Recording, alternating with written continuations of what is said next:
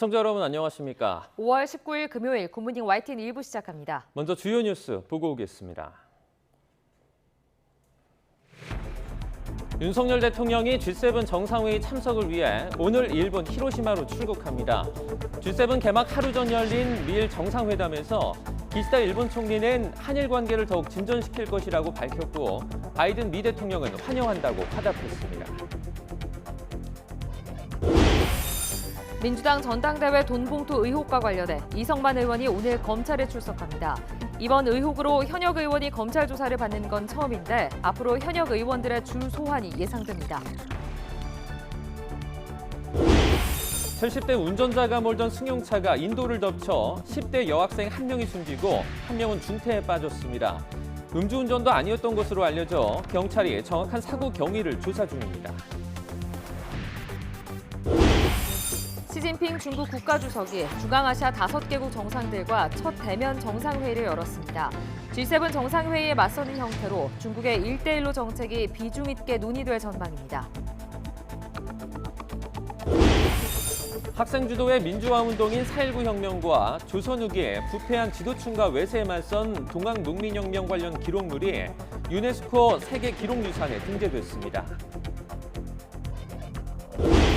오늘 전국이 대체로 흐리고 제주와 영남 해안 등 일부 지역에는 오전까지 비가 내리겠습니다. 서울의 낮 기온이 28도, 청주 27도 등 서쪽 지방은 때이른 더위가 나타나겠지만 동해안은 동풍이 불며 20도를 밑도는 선선한 날씨가 이어지겠습니다. 첫 소식입니다. 윤석열 대통령이 오늘 주요 7개국 G7 정상회의 참석을 위해 일본 히로시마로 출국합니다. 한미일 정상회담과 한일 정상의 한국인 원폭 희생자 위령비 공동 참배가 핵심 일정입니다. 박성현 기자입니다. 방일에 이어 국빈 방미, 기시다 후미오 총리 답방 등 숨가쁜 행보를 보인 윤석열 대통령. 이번에는 주요 7개국 G7 정상들이 모이는 일본 히로시마로 외교 무대를 옮깁니다. 의장국 일본의 초청에 따라 호주, 인도와 함께 초청국 자격으로 2박 3일 참석하는 겁니다. 올해 우리나라가 G7 초청국으로 선정된 것은 규범 기반 국제질서 수호 그리고 글로벌 도전 과제 대응을 위한 글로벌 파트너로서의 위상을 확인하는 계기가 될 것입니다. 한일 정상은 한국인 원폭 희생자 위령비를 함께 찾아 헌화하고 정상회담을 할 거로 전해졌습니다. 앞서 양국 정상은 지난 7일 기시다 총리 방한 당시 공동 참배를 약속했습니다. 우리 두 정상은 히로시마 평화공원에 있는 한국인 원폭 희생자 위령비를 함께 찾아 참배하기로 하였습니다. 한미일 정상회담도 성사될 전망입니다. 윤 대통령 취임 이후 세 번째인데 핵심 의제로 안보가 꼽힙니다. 북한의 핵과 미사일 위협, 공동의 도전에 대응하여 한미일 협력을 한 단계 더 업그레이드하기 위한 전략적 공조 방안이 논의될 것으로 예상됩니다. 이 밖에 호주, 베트남, 인도, 인도네시아, 영국과의 양자회담 일정도 잡혀 있습니다. 윤 대통령은 또 다른 초청국과 함께하는 확대 회의에 참석해 발언할 예정입니다. 법치에 기반한 국제 질서가 주제 가운데 하나인데 러시아와 중국을 겨냥한 거란 해석이 나옵니다. G7을 계기로 한미일 삼각공조로 이어지는 큰 그림은 더 또렷해질 전망입니다. 다만 신냉전 속에 중국과 러시아의 관계를 어떻게 풀어나갈지가 과제로 남을 것으로 보입니다. YTN 박서경입니다.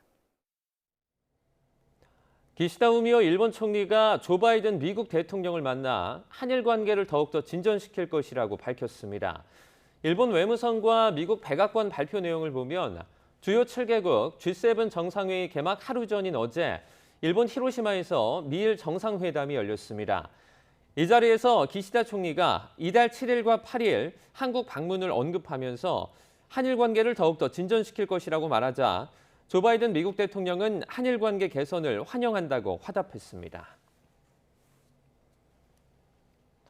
일본은 히로시마 G7 정상회의에서 후쿠시마산 식재료 제공을 통해 후쿠시마산 농수산물 안전성을 최대한 홍보할 방침입니다. 일본이 이를 계기로 우리나라를 겨냥해 후쿠시마산 농수산물 수입 재개 목소리를 더 키울 수 있다는 관측이 나옵니다. 도쿄에서 김세호 특파원이 보도합니다.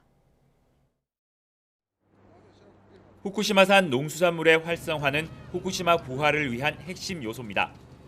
후쿠시마 원전 사고 이후 방사능으로부터 안전하다는 것을 보여주는 상징이기 때문입니다. 일본은 지난 2021년 도쿄 올림픽에 이어 이번 히로시마 G7 정상회의에서도 후쿠시마산 식재료 제공 방침을 밝히는 등 자국 내 국제 행사와 같은 기회가 있을 때마다 후쿠시마산 농수산물의 안전성을 홍보하는 데 안간힘을 쓰고 있습니다. 復興の歩みを進めている本県への理解を深めていただく貴重な機会となります。 이는 후쿠시마 원전 오염수의 해양 방류를 앞두고 주변국들에게 안전성을 강조하며 여론전을 강화하는 것과 같은 맥락입니다. 安全性の確保に関する日本の立場についてしっかりと説明したいと考えております。 일본의 방침대로라면 윤석열 대통령을 포함해 G7 정상회의에 참석한 정상들이 후쿠시마산 식재료가 포함된 식사를 할 가능성이 큽니다. 일본은 이를 통해 후쿠시마 농수산물에 대한 불안감을 최소화하고 홍보 효과를 극대화하려는 의도로 보입니다. 이번 G7 정상회의를 계기로 우리 정부의 후쿠시마산 농수산물 수입 규제 철폐를 거세게 요구할 가능성이 있는 대목입니다. 일본이 이번 히로시마 G7 정상회의 이후 후쿠시마산 농수산물과 관련해 우리 정부를 어떻게 압박할 수 있는지를 놓고 우리 정부의 치밀한 대응이 필요해 보입니다. 도쿄에서 YTN 김세호입니다. 제43주년 5.18 민주화운동 기념식이 광주 국립 5.18 민주묘지에서 거행됐습니다. 5월 정신 국민과 함께라는 주제로 열린 이번 기념식은 윤석열 대통령과 5.18 유공자, 유족을 비롯한 3천 명이 참석해 진행됐습니다. 헌정 공연에서는 5월의 어머니를 주제로 5.18 상처 속에서 5월 정신을 지키고 알리는 데 일생을 바친 광주 어머니들의 이야기를 조명했습니다. 지난해에 이어서 올해도 5.18 기념식에 참석한 윤석열 대통령은 5월 정신이 자유민주주의 헌법 정신이고 우리를 하나로 묶는 구심체라고 말했습니다. 그러면서 이를 위협하는 모든 세력과 도전에 당당히 맞서 싸워야 한다고 강조했는데요. 직접 들어보겠습니다. 5월의 정신은 우리 자유민주주의 헌법 정신 그 자체이고 우리가 반드시 계승해야 할 소중한 자산입니다. 우리를 하나로 묶는 구심체입니다. 그리고 5월의 정신은 우리에게 자유민주주의를 지키기 위한 실천을 명령하고 있습니다. 우리가 5월의 정신을 잊지 않고 계승한다면 우리는 자유와 민주주의를 위협하는 모든 세력과 도전에 당당히 맞서 싸워야 하고 그런 실천적 용기를 가져야 합니다. 민주주의의 위기를 초래하는 안팎의 도전에 맞서 투쟁하지 않는다면 5월의 정신을 말하기 부끄러울 것입니다. 더불어민주당 이재명 대표는 윤석열 대통령의 5.18 기념사를 두고 약속했던 원포인트 개헌이나 국가폭력에 대한 반성과 재발 방지를 하지 않는 한 모두 공연불이라고 비판했습니다. 이 대표는 어제 오전 광주 5.18 기념식에 참석한 뒤에 취재진과 만나 정부 여당은 말로만 반성을 하고 추념할 게 아니라 행동으로 보여줘야 한다며 이같이 밝혔습니다. 그러면서 5.18 정신 헌법 전문 수록은 대선 당시 여야 할 것 없는 대국민 공약이었다면서 다음 총선에서 원포인트 개헌을 하겠다는 약속을 반드시 지켜야 한다고 강조했습니다. 국민의힘은 이에 대해서 개헌에 대한 의지가 없거나 다른 정치적인 의도가 있음을 드러내는 거라고 비판했습니다. 장동영 원내대변인은 논평에서 이 시점에 불쑥 원포인트 개헌을 들고 나오는 건 불리한 정치 상황을 덮고 모든 이슈를 개헌에 돌리려는 게 아닌가 하는 의구심을 갖게 만든다며 이같이 밝혔습니다. 이어 국민의힘도 민주주의 역사의 소중한 자산인 5.18 정신을 헌법에 담기 위해 실천적인 방안을 찾아갈 것이지만 대한민국의 틀을 바꾸는 개헌은 다양한 의견을 모아 국민 공감대를 끌어내는 과정이 무엇보다 중요하다고 강조했습니다. 민주당이 뒤늦게 김남국 의원을 국회 윤리특별위원회에 제소했지만 당내에선 여진이 계속되고 있습니다. 시기를 놓쳤다며 지도부를 비판하는 목소리가 나오며 이재명 대표 리더십 위기론까지 불거졌는데 김 의원 징계를 위한 국회 차원 논의는 아직 속도를 내지 못하고 있습니다. 이준엽 기자입니다. 민주당이 국회의원 윤리강령에 적시된 품위유지와 청렴 의무 위반 등을 이유로 김남국 의원을 결국 국회 윤리특위에 제소했지만 당 내부에선 갑론을박이 이어지고 있습니다. 당 지도부 결단이 늦어지며 문제를 키웠다는 불만이 비명계를 중심으로 좀처럼 수그러들지 않고 있는 겁니다. 저는 만시지탄이라고 하겠습니다. 아직도 좀 이 정치가로서는 결단을 하기에는 좀 행정가로서의 때를 벗지 못한 거 아닌가 이런 생각. 먼저 파악을 속도 있게 할 수 있는 사안이었어요. 그런데 이것을 뭐 조사 이러면서 시간을 오히려 늦추게 되는. 반면 당 지도부가 순리대로 대응한 거라며 옹호하는 목소리도 있어 자칫 계파 갈등이 재점화할 거란 우려도 나옵니다. 드라이하게 좀 얘기를 했으면 좋지 않았을까 하는 그런 아쉬움이 있는데 현재로서는 뭐 당 지도부가 이재명 대표께서 그런 고육지책을 저는 썼다고 생각합니다. 김 의원이 무책임하게 탈당했다는 당 안팎의 비난 역시 이어지고 있습니다. 투자 수익률 이런 부분에 대한 자료를 요구했었습니다. 그런데 그런 자료를 제출하지 않은 채 탈당하셨고 그 이후에 유튜브 방송을 하셨고 김남국 의원이 탈당으로 도망갈 수 있는 뒷문을 이른바 민주당이 열어줬고 그래서 민주당이 스스로 얘기했던 자체 진상조사가 물거품됐고 김 의원을 신속하게 제명해야 한다는 주장이 여야를 막론하고 나오지만 징계를 논의할 국회 윤리특위는 아직 다음 회의 일정을 잡지 못했습니다. 징계 절차를 둘러싼 여야 의견도 여전해 향후 논의에 속도가 붙을지 아직은 불투명합니다. 국회의원 제명에는 제적의원 3분의 2 이상의 찬성이 필요합니다. 결국 김남국 의원 제명에 열쇠를 진 이재명 대표의 결단이 필요하다는 주장이 여당은 물론 민주당 내부에서도 나오고 있는데 이 대표의 선택에 관심이 쏠리고 있습니다. YTN 이준엽입니다. 국민의힘은 더불어민주당을 향해 진정성을 보이고 싶다면 의원직 사퇴부터 먼저 결단하라고 압박했습니다. 강민국 수석 대변인은 논평에서 민주당은 뒤늦게 여론에 등 떠밀리듯 마지못해 한 제소를 마치 큰 구국의 결단인 양 포장하기에 바쁘다며 이같이 밝혔습니다. 장동혁 원내대변인도 논평에서 남국의 강이 조국의 강보다 더 깊어지고 있다며 김 의원은 이미 드러난 사실만으로도 제명하기에 충분하고 스스로 결단하지 않는다면 국회가 나서야 한다고 주장했습니다. 재작년 민주당 전당대회 돈봉투 의혹을 수사하는 검찰이 금품을 받은 현직 의원들을 특정하는 작업이 상당 부분 진행됐다고 밝혔습니다. 현역 의원 줄 소환이 한층 가까워진 건데 검찰은 오늘 공여자로 입건한 이성만 의원 조사를 시작으로 수사망을 더 좁혀갈 방침입니다. 송재인 기자의 보도입니다.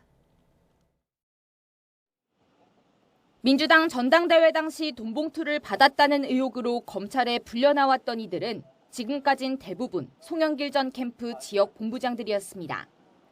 검찰이 돈을 받았다고 의심하는 세 그룹, 지역 본부장과 현역 국회의원, 상황실장 가운데 구체적 인물로 특정해낸 건 지역 본부장들에 집중돼 왔던 겁니다.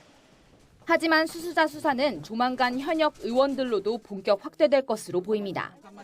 검찰 관계자는 구체적인 숫자를 밝히기는 어렵지만 현역 국회의원 수수자까지 특정하는 등 수사가 상당 부분 진전됐다고 설명했습니다. 관련자 조사와 압수물 분석을 통해 수수자들을 계속 특정해 나가고 있다며 이미 실체가 상당 부분 드러난 것으로 보인다고 평가했습니다. 현재 지역 본부장들처럼 현역 의원들도 줄줄이 소환될 거란 뜻인데 돈봉투 의혹에 연루된 현역 의원에 대한 검찰 조사는 당장 오늘부터 시작됩니다. 검찰이 공여자로 지목한 뒤 민주당을 탈당한 두 현역 의원 가운데 이성만 의원이 먼저 검찰에 출석합니다. 검찰은 이 의원이 재작년 5월 전당대회를 앞두고 송 전 대표 당선을 위해 강내구 전 한국감사협회장과 공모해 지역 본부장에게 전달될 정치자금 1,000만 원을 마련했다고 의심하고 있습니다. 이 의원이 이정근 전 민주당 사무부총장에게 자금 전달을 뜻하는 듯한 녹음 파일도 공개됐지만 돈 내가 내일 주면 안 돼? 내일 오전 10시에 갈 테니까. 이 의원은 출석을 하루 앞두고 올린 SNS 글에서 이처럼 녹음 파일이 압수수색과 맞물려 유출된 건 검찰의 정치적 기획이 아니냐고 반발했습니다. 진실과 상관없이 여론 재판으로 단죄하려는 시도라면 당당하게 임해 결백을 입증하겠다며 혐의를 부인하는 입장을 다시 한번 밝혔습니다. 이 의원은 소환 조사에서도 녹음 파일 등을 바탕으로 돈봉투 살포 과정과 송 전 대표 관여 여부를 추궁하는 검찰과 장시간 신경전을 벌일 것으로 보입니다. YTN 송재인입니다. 사업가로부터 청탁과 함께 뒷돈을 받은 혐의로 기소된 노웅래 더불어민주당 의원의 첫 정식 재판이 오늘 열립니다. 서울중앙지방법원은 오늘 오전 노 의원의 뇌물수수와 정치자금법 위반 등의 혐의로 첫 공판기를 엽니다. 법원은 함께 기소된 사업가 박모 씨의 뇌물 공여 혐의와 지난 2020년 2월 21대 총선을 앞두고 이정근 전 민주당 사무부총장에게 불법 정치자금 3억 원을 건넨 혐의도 함께 병합해 재판하기로 했습니다. 김건희 여사의 도이치모터스 주가 조작 개입 의혹을 수사하는 검찰이 김 여사의 계좌를 관리했다는 의혹을 받는 주가 조작 선수 이모 씨를 소환했습니다. 서울중앙지검 반부패 수사 2부는 어제 이 씨를 참고인 신분으로 불러 김 여사 계좌를 관리했는지, 계좌로 주가 조작을 시도했는지 등을 조사한 것으로 전해졌습니다. 이른바 주가 조작 선수로 알려진 이 씨는 권오수 전 회장의 의뢰로 도이치모터스 시세 조종에 가담했다는 의혹을 받는 핵심 인물로 앞서 재판에 넘겨졌지만 공소시효 만료에 따라서 무죄를 선고받았습니다. 경찰이 최근 서울광장에서 열린 민주노총 건설노조 집회를 불법으로 규정하고 엄중한 책임을 묻겠다며 수사에 나섰습니다. 민주노총은 헌법에 보장된 집회의 자유를 외면하고 경찰이 노조 탄압을 강행하고 있다고 반발했습니다. 임혜진 기자가 보도합니다. 지난 16일부터 서울 도심에서 1박 2일 동안 열린 민주노총 건설노조 집회. 검찰 수사에 항의하며 분신한 노조원 양회동 씨를 추모하면서 노동자에 대한 강압 수사를 중단하라 요구했습니다.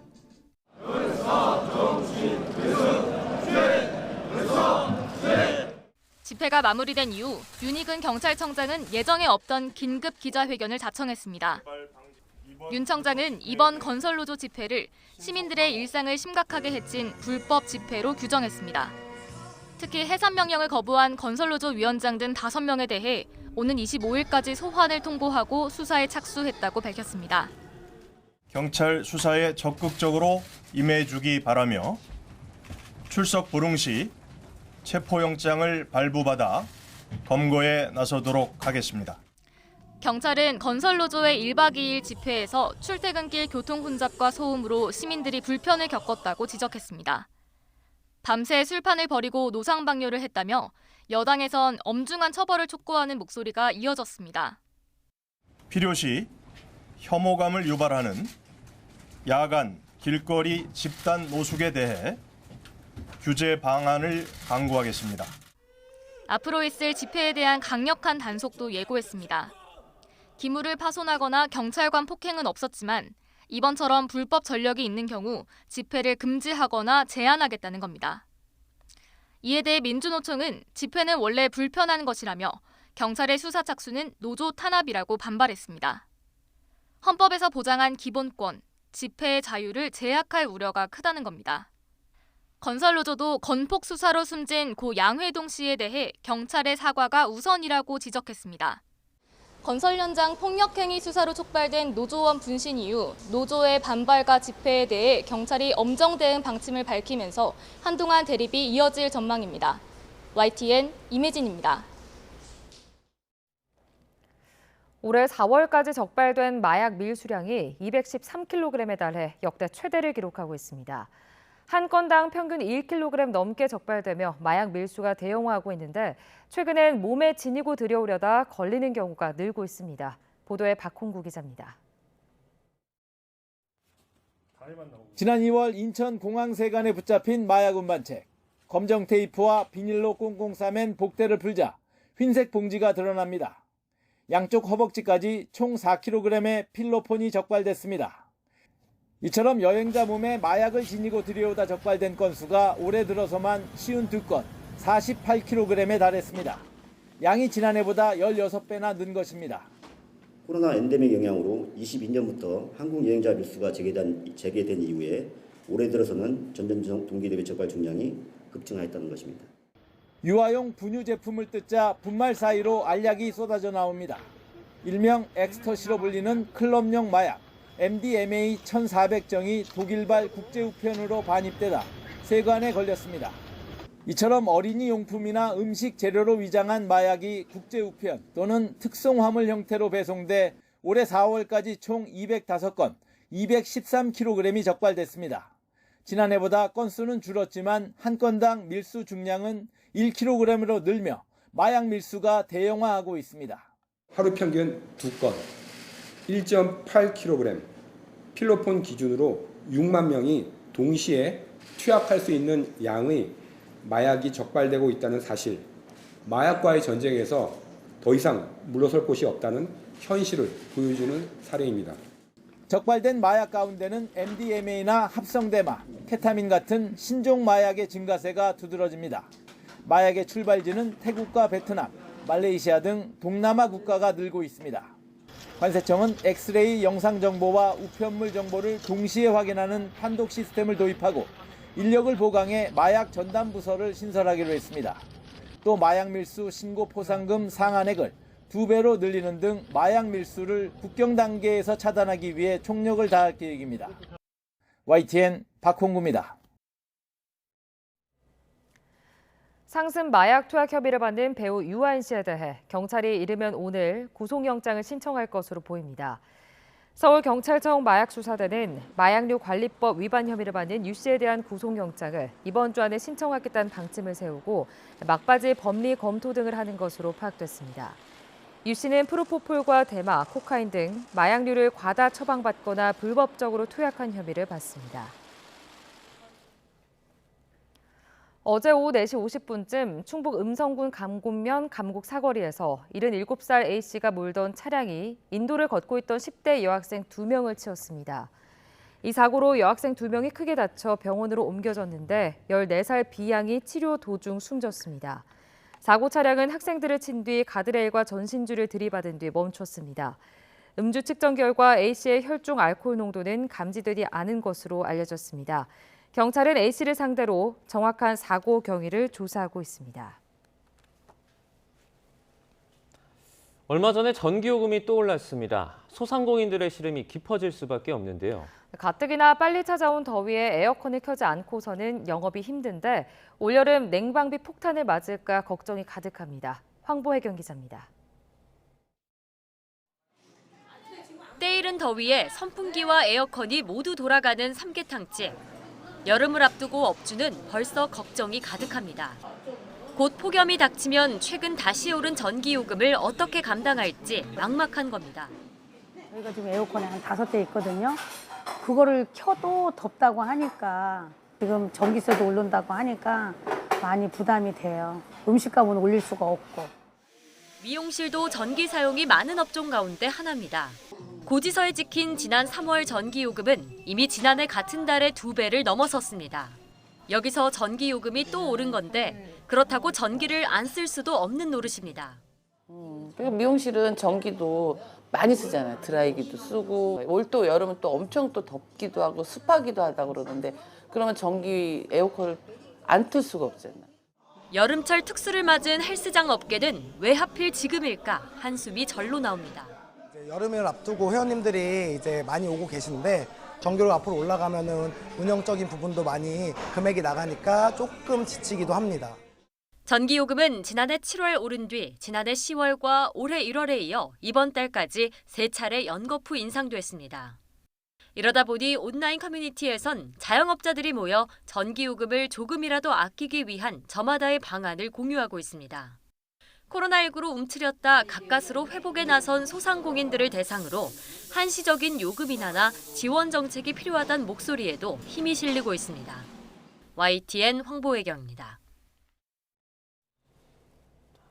자발적으로 수수료를 깎아준 공인중개사에게 한국공인중개사협회 지회가 담합행위를 시도했다는 제보가 YTN에 들어왔습니다. 할인 광고를 철회하라고 요구한 건데 지회는 해당 중개사가 상도덕을 어겨 지적한 것이라고 해명했습니다. 김태원 기자입니다. 서울 가락동에서 반년째 공인중개사 사무실을 운영해온 김범준 씨. 고객 사정을 보고 수수료를 깎아주거나 청년이나 저소득층에겐 무료로 중개해주기도 하는데 뜻밖의 항의를 받았습니다. 제가 송파구 지회장이에요. 무슨 건 아시죠? 송파구 지회장이 어떤 직책인 줄 아시죠? 한국공인중개사협회 송파구 지회장이라고요, 제가. 한국공인중개사협회 서울 송파구 지회장이 돌연 김 씨에게 전화해선 수수료 할인 광고를 내리라고 한 겁니다. 봉사하고 싶은 마음에 할인해주는 거라고 답하자 차라리 전부 무료로 하라는 핀잔이 돌아왔습니다.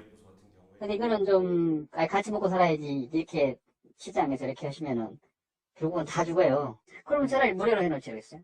하지만 협회는 개인에게 수수료율 조정을 요구할 권한이 없는 데다 정작 김 씨는 회원도 아니라며 당황스럽다는 반응입니다. 저는 그런 불법적인 행동을 하고 있지도 않은데 단지 자기들 밥그릇 챙기자라는 데 동참해라는 식으로 강요하기 위해서 전화했다는 것은 말이 안 되는 거죠. 지난 2020년부터 수수료를 최대 절반 정도 깎아온 공인중개사 B 씨도 역시 한국공인중개사협회 소속 다른 지회장에게 비슷한 요청을 받았습니다. 거절했더니 허위 매물을 올린다는 거짓 소문과 밤낮 없는 협박 전화에 한동안 시달려야 했다고 B 씨는 말합니다. 네, 욕도 많이들 했고요. 소리 지르시는 분도 있고 밤낮 정말 가리지 않고 밤길 조심하라는 그런 되게 무서운 말들도 하신 분들도 계세요. 공인중개사법은 수수료를 상한선 아래에서 고객과 협의해 자율로 정하라고 규정하고 있습니다. 결국 중개사가 수수료를 자발적으로 깎는 건 아무런 문제가 안 되고 이를 철회하라고 요구하는 건 공정거래법에서 금지하는 사업 방해 행위에 해당할 수 있습니다. 그런 광고를 내릴 수 있도록 할 권한도 사실은 없는 거고 어느 정도의 강요하는 발언을 한 것인지에 따라서 업무 방해가 될 수 있겠죠. 송파구 지회장 A씨에게 수수료 할인 중단을 요구한 이유를 묻자 김 씨가 손님을 가로채려고 무리하게 가격을 깎는 것을 지적한 것이라면서도 담합 행위를 하자는 건 아니었다고 반박했습니다. 한국공인중개사협회도 A씨가 주변 중개업자들의 민원을 받고 공생하자고 요청한 것일 뿐 김 씨를 협박한 건 아니라고 설명했습니다. 그러나 서울 송파구청은 A씨가 불공정 거래 행위를 했다고 보고 관련 규정을 준수하라고 지회에 권고했습니다. YTN 김태원입니다. 학생 주도의 민주화 운동인 4.19 혁명과 조선 후기 부패한 지도층과 외세에 맞선 동학농민혁명 관련의 기록물이 유네스코 세계 기록유산에 등재됐습니다. 대한민국 민주주의 발전의 역사적 가치를 인정받았다는 평가가 나오고 있습니다. 강진원 기자의 보도입니다. 지난 1960년 3.15 부정선거에 반대하며 거리로 나선 학생과 그런 제자들의 민주화 열기에 힘을 보탠 스승까지 이승만 대통령의 퇴진을 이끈 4.19 혁명은 헌법 전문에 실릴 만큼 대한민국 민주주의 발전의 초석이 됐습니다. 이보다 앞선 조선 후기 동학 농민혁명은 반제국주의와 민족주의 그리고 근대주의의 발판을 닦았습니다. 부패한 지도층과 외세 침략에 맞선 민중봉기는 자유와 평등, 인권이라는 보편적 가치를 일깨워줬습니다. 유네스코가 4.19 혁명과 동학 농민혁명의 역사적 중요성을 인정해 관련 기록물을 세계 기록유산에 등재했습니다. 국제자문위원회의 권고를 받아들여 프랑스 파리에서 열린 집행이사회에서 최종 승인했습니다. 대한민국의 민주주의 역사를 전 세계가 배우고 또 기억해야 할 가치로 인정한 겁니다. 4.19 혁명과 동학 농민혁명 관련 기록물이 추가로 등재되면서 한국의 세계 기록유산은 모두 18건으로 늘었습니다. 훈민정음과 조선왕조실록 등 조선시대 사료는 물론 5.18 민주화 운동과 이산가족 찾기 특별생방송 등 현대사 관련 자료도 포함돼 있습니다. 문화재청은 앞으로도 세계적으로 보존해야 할 유산을 적극 발굴해 우리나라의 우수한 기록 문화를 국내외에 널리 알리겠다고 강조했습니다. YTN 강준원입니다. 일본에서 주요 7개국 G7 정상회의가 내일부터 열리는 가운데 이에 맞서는 형태인 중국과 중앙아시아 5개국의 첫 대면 정상회의가 중국 실크로드의 출발점이었던 산시성 시안에서 어제 개막했습니다. 시진핑 중국 국가주석은 카심 조마르트 토카예프 카자흐스탄 대통령과의 회담을 시작으로 키르기스스탄과 우즈베키스탄 등 5개국 정상과 잇따라 양자회담을 갖고 공동 성명을 발표했습니다. 시 주석은 연쇄 양자회담에서 1대1로 즉 중국과 중앙아시아 등을 연결하는 육상과 해상의 실크로드 공동 건설을 비롯해 경제 협력 강화를 역설했습니다.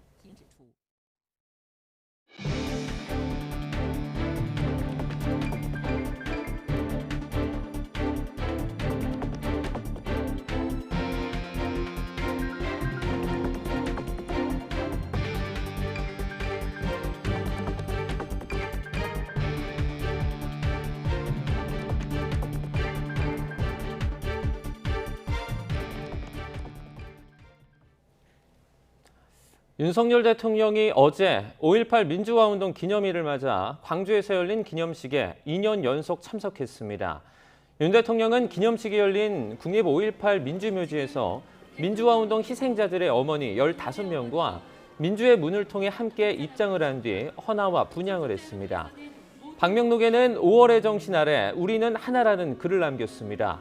기념식 마지막 식순에서 지난해에 이어서 올해도 모든 참석자가 다 함께 임을 위한 행진곡을 재창했고 윤 대통령도 오른손으로 주먹을 쥐고 흔들며 노래를 불렀습니다. 5.18 민주화운동 43주기를 맞아 여야 모두 광주에 집결해 5월 정신의 의미를 되새겼습니다. 하지만 5.18 정신 헌법 전문 수록을 위해 원포인트 개헌을 하자는 더불어민주당의 제안을 두고 날선 신경전이 벌어졌습니다. 직접 들어보시죠. 어려운 일도 아닙니다. 다음 총선에서 원포인트 개헌으로 광주 5.18 정신을 헌법 전문에 수록하겠다는 약속을 반드시 지키자고 대통령과 정부 여당에 다시 한번 촉구합니다. 이미 5.18 정신을 헌법 전문에 담겠다고 하는 것은 대통령의 공약이기도 하고 우리 당이 가지고 있는 입장이기도 합니다. 그 뜻을 잘 실천해 나가도록 할 것입니다. 시기와 방식에 대해서는 어떻게 생각하고 계십니까? 저희들이 할 수 있는 실천적 방안을 잘 찾아 나가도록 하겠습니다.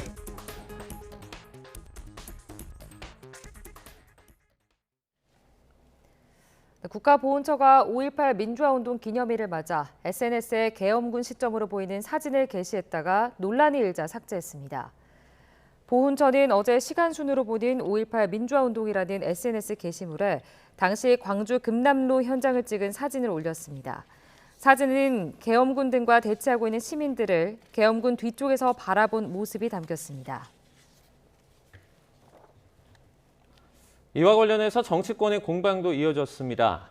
더불어민주당 박용진 의원은 자신의 SNS에 굳이 계엄군이 주인공인 사진을 2023년 대한민국에서 봐야 하느냐고 지적했습니다. 그러면서 이 사진을 승인한 장관 후보자를 어떻게 생각하느냐며 인사청문회를 앞둔 박민식 현 보훈처장을 비판했습니다. 반면 국민의힘 이철규 사무총장은 과거 문재인 정부 청와대 트위터 계정에서 사용된 같은 사진을 자신의 SNS에 올리며 민주당의 내로남불 DNA는 고질병이라고 반박했습니다. 이어 전후 사정 확인도 없이 비난을 퍼붓다가 평산마을에 전직 대통령까지 소환시켜버린 웃지 못할 일이 발생했다며 내로남불 행태를 버리기를 바란다고 꼬집었습니다.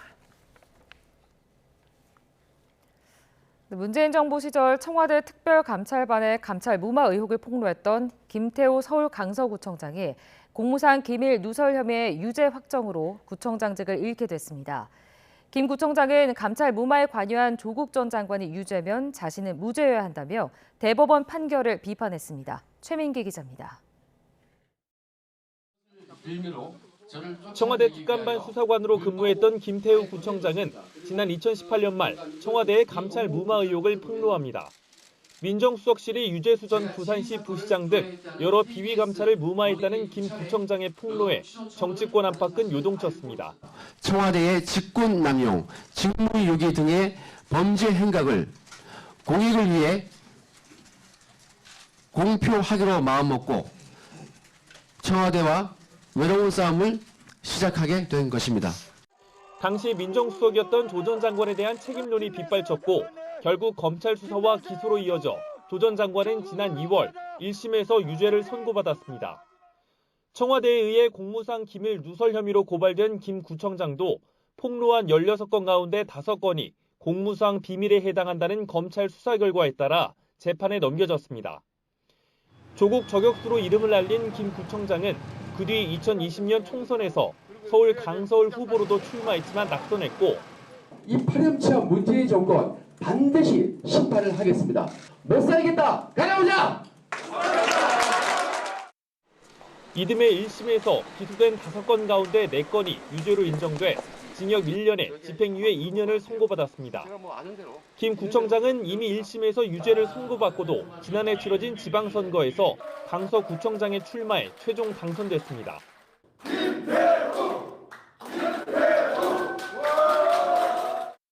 그러나 당선 2달 만에 내려진 2심도 1심 판결과 같았고 이어진 대법원 판단도 마찬가지였습니다. 징역형의 집행유예가 확정된 김 구청장은 임기를 1년도 채우지 못하고 직을 잃게 됐습니다.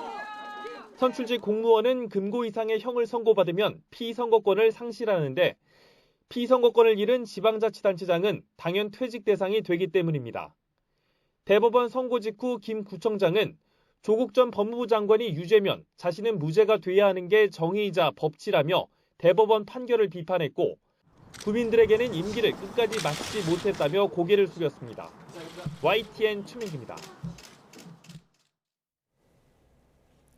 박근혜 전 대통령 탄핵 정국 당시 계엄령 검토 사실을 숨기기 위해 허위 공문서를 작성한 혐의 등으로 기소된 기우진 전 국군 기무사령부 5처장이 2심에서 유죄를 선고받았습니다. 서울 동부지방법원은 기 전 처장의 허위 공문서 작성 및 행사 혐의를 무죄로 본 원심을 깨고 벌금 500만 원을 선고했습니다. 다만 1심과 같이 계엄령 검토 문건 제목의 일부를 수정하도록 지시한 혐의는 무죄로 봤습니다. 오세훈 서울시장과 방송인 김어준 씨 사이에 밀약 의혹을 제기해 고소당한 유튜버 김용호 씨가 재판에 넘겨졌습니다. 서울 동부지방검찰청은 어제 김 씨를 명예훼손 혐의로 불구속 기소했습니다. 김 씨는 지난해 3월 자신의 유튜브 채널에서 오 시장이 김어준 씨의 자리를 보장하는 대신 김어준 씨도 오 시장에게 도움을 주기로 밀약을 했다고 주장했습니다. 이에 오 시장은 김 씨를 경찰에 고발했고 경찰은 지난해 11월 김 씨를 명예훼손 혐의로 검찰에 넘겼습니다.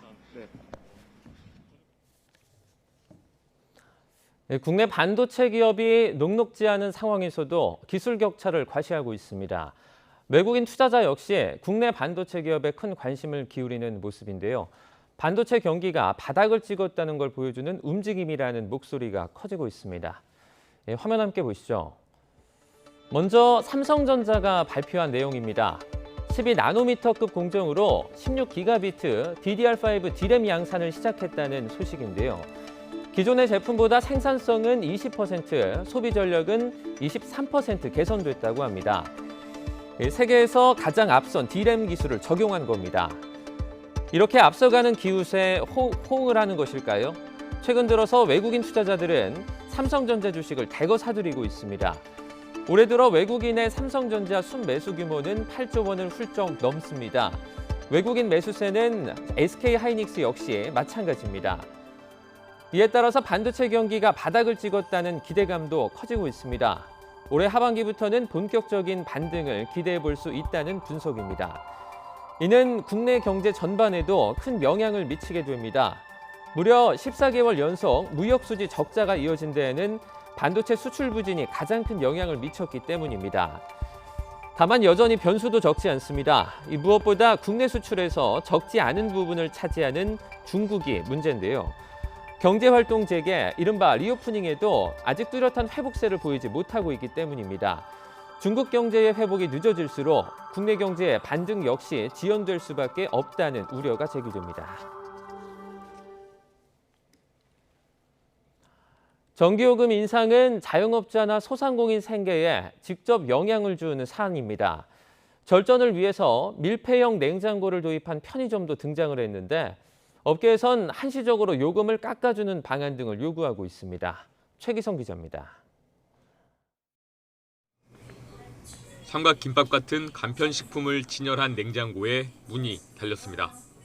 보통 편의점에선 개방형으로 쓰고 있는데 전기요금이 오르자 한 업체가 자체 대책 마련에 나선 겁니다. 전기료 사용을 감축하기 위해서 밀폐형 냉장고를 설치하게 되었습니다. 한 달간 테스트 운영을 한 결과 작년에 대비해서 60% 정도 전력량을 감축할 수 있는 효과를 얻을 수 있었습니다. 오른 요금에 따른 여름철 폭탄을 피하기 위해 업계는 이처럼 전기를 절약하는 다양한 방안을 고민하고 있습니다. 그러면서 정부가 기존 가정용 고객에게 적용했던 요금 분할 납부 제도를 소상공인에게 확대한 것만으로는 부족하다고 주장합니다. 한국 프랜차이즈 산업협회는 체감되지 않는 미봉책일 뿐이라면서 올해 여름철만이라도 전기요금 50% 감면 같은 한시적 지원책이 필요하다는 입장입니다. 일정 전기 사용량까지는 요금 인상 적용을 1년 동안 유예하는 에너지 취약계층에 소상공인도 넣어달라는 주장도 나옵니다. 소상공인이 지금 어려움이 큰 상황이니까 이 부분에 대해서 취약계층으로 포함을 시켜서 에너지 지원 혜택을 같이 동일하게 받을 수 있게 해달라고 요구를 해왔음에도 불구하고 단기적으로 요금을 올릴 수밖에 없는 만큼 고효율 기기 교체 지원에 초점을 맞춰야 한다는 의견도 있습니다. 소상공인 입장에서는 결국에 이 고효율 기기로 교체를 하고 그 교체 비용의 일부를 그 한정과 정부에서 좀 보전받으면서 그래야 전기요금을 좀 줄일 수 있는 상황이거든요. 한전은 에너지 취약계층 포함 대상을 확대하거나 추가로 요금을 깎아주는 방안은 검토하지 않고 있다고 밝혔습니다. YTN 최기성입니다.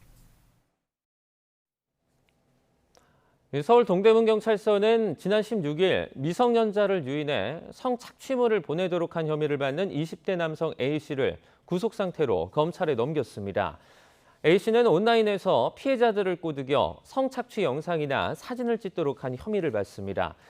경찰이 압수한 A씨의 저장 매체 등에선 성착취 영상과 사진이 수천 개 발견된 것으로 전해졌습니다. 오늘 새벽 0시 50분쯤 대전 유성구 구암동에 있는 2층짜리 방앗간 건물에서 불이 나 1시간여 만에 꺼졌습니다. 다친 사람은 없었지만 1층에서 시작된 불이 2층까지 번지면서 건물 일부가 불에 탔습니다. 경찰과 소방당국은 잔불 정리를 마치는 대로 정확한 화재 원인을 조사할 방침입니다. 5월 19일 금요일 미리 보는 오늘입니다. 정부가 일본 후쿠시마 원전 오염수 시찰단 파견과 관련한 한일 실무단 협의 결과를 오늘 발표합니다. 국무조정실은 오늘 정부 서울청사에서 브리핑을 열고 우리 시찰단 구성과 파견 날짜, 동선 등 세부 내용에 대한 한일 협의 결과를 발표할 것이라고 밝혔습니다. 국민의힘 코인게이트 진상조사단은 오늘 오전 김남국 의원이 보유했던 가상화폐 위믹스의 발행사 게임업체 위메이드 본사를 방문합니다. 진상조사단은 위메이드 장현국 대표를 상대로 부정행위가 있었던 게 아닌지를 따져 물을 것으로 보입니다. 더불어민주당 박광온 원내대표가 이태원 참사 희생자 유가족들을 만납니다. 박 원내대표는 오늘 오후 국회에서 유가족과 간담회를 갖고 참사 진상규명과 피해자 구제를 위한 특별법 제정에 대한 의견을 듣습니다. 민주당 전당대회 돈봉투 의혹과 관련해 이성만 의원이 피의자 신분으로 오늘 검찰에 출석합니다. 이번 의혹으로 현역 의원이 검찰에 소환돼 조사를 받는 건 처음인데요. 이 의원은 출석에 앞서 취재진에게 입장을 밝힐 예정입니다. 대한간호협회가 오늘 오후 2시 서울 광화문 일대에서 윤석열 대통령의 간호법 거부권 행사를 규탄하는 총궐기 대회를 엽니다. 간호협회는 대통령의 거부권 행사는 국민과의 약속을 파기한 것이라고 규탄하고 간호법을 악법으로 몬 정치인에 대해 총선 기획단 활동을 통해 심판할 것을 결의할 예정입니다.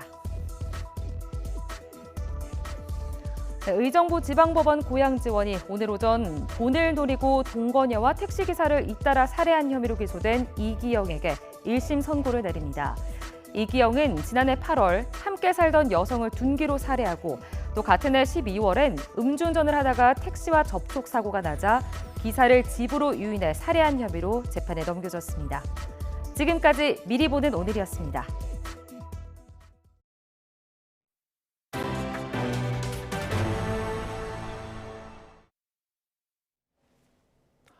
러시아가 점령 중인 우크라이나 크림반도에서 폭발 때문으로 보이는 열차 탈선 사고가 발생했는데 러시아 측은 제3자가 개입했다고 말했습니다. 미국은 유가 상한제로 러시아 원유 판매 수입이 40% 이상 줄었다며 앞으로도 강력히 이행하겠다고 밝혔습니다. 이종수 기자입니다. 탈선한 열차 한 량이 비스듬히 누워 있습니다. 2014년 러시아가 합병한 우크라이나 크림반도에서 폭발 때문으로 보이는 열차 탈선 사고가 일어났습니다. 곡물을 태운 탈선 열차는 8량짜리로 사상자는 없었습니다. Пострадавших нет, то есть, конечно, только вагоны у нас пострадали и полотно. Соответственно, слава богу, человеческие жизни у нас не погибли. 크림의회 의장은 사고 원인을 조사하고 있다며 인가받지 않은 사람의 개입 때문으로 보인다고 말했습니다. 러시아 점령지 수복을 위한 대대적 반격을 준비하고 있는 우크라이나군은 러시아군 탄약고와 보급선을 타격하는 등 사전 작업을 벌이고 있습니다. Дорогі друзі, ми продовжуємо нашу роботу заради звільнення Криму. Обов'язково це буде його повноцінного повернення. 이런 가운데 러시아와 푸틴에 대한 제재와 우크라이나 지원은 여전히 줄을 잇고 있습니다. 미 재무부는 러시아가 수출하는 원유 가격에 대한 상한제로 1년 동안 러시아 원유 판매 수입이 40% 이상 줄어 성공적이었다고 평가했습니다. 그러면서 주요 7개국 G7과 유럽연합 등은 앞으로도 가격 상한제를 강력히 이행할 것이라고 밝혔습니다. G7은 이번 히로시마 정상회의에서 푸틴의 돈줄인 러시아산 다이아몬드 거래 추적 방안을 논의할 예정인 것으로 주요 외신은 보도했습니다. 유럽연합 EU는 우크라이나 지원기금 유럽평화기금 규모를 35억 유로, 약 5조 원 추가 확대 방안을 검토 중인 것으로 전해졌습니다. YTN 이종수입니다. 이탈리아 북부에서 기록적인 폭우와 홍수로 인한 사망자가 11명으로 늘었습니다. 지난달까지 극심한 가뭄에 시달리던 이탈리아 에밀리아 로마니아 주에서는 지난 16일에서 17일 이틀간 평균 200에서 500mm가 넘는 물폭탄이 쏟아졌습니다. 이는 이 지역의 연평균 강우량의 절반에 해당하는 것으로 근처 23개 강의 제방이 무너지면서 41개 도시와 마을이 순식간에 물에 잠겨 인명피해가 컸습니다. 이탈리아 기상전문가협회 관계자는 이번 홍수가 100년 만에 최악의 홍수라고 말했습니다. 홍명보 감독이 이끄는 울산이 K리그1 선두를 질주하고 있습니다. 디펜딩 챔피언 울산이 올해도 승승장구하고 있는 원동력이 무엇인지 김동민 기자가 취재했습니다. K리그1 13라운드를 마친 현재 울산의 성적은 11승 1무 1패. 2위 서울과는 승점 11점 차입니다. 지난 2012년 스플릿 리그 방식을 도입한 이래 13라운드를 마친 뒤 1위가 승점 11점 차로 선두가 된 것은 울산이 처음입니다. 공격에서는 원샷 원킬의 결정력이 돋보였습니다. 올 시즌 울산의 슈팅 숫자는 152개로 1위였고 12개 구단의 평균 수치보다 약 20개가 더 많았습니다. 슈팅 가운데 유효 슈팅은 95개였고 이 가운데 26골을 넣었습니다. 유효 슈팅 4개에 1골 이상을 득점했고 슈팅 대비 유효 슈팅 비율도 63%로 전 구단 1위, 12개 구단 평균인 52%보다 크게 높았습니다. 수비는 K리그1 12개 팀 가운데 가장 적은 실점인 11점, 한 경기 평균 1골도 실점하지 않았습니다. 조현우 골키퍼의 선방도 좋지만 기본적으로 포백 수비의 조직력이 안정적이라는 이야기입니다. 이제 1라운드 돌았기 때문에 아주 더 많은 경기가 남았습니다. 시즌이 마지막 끝까지 가봐야 된다는 생각으로 저희는 임하고 있습니다. 2위 서울과 함께 K리그 관중몰이도 이어가고 있는 울산.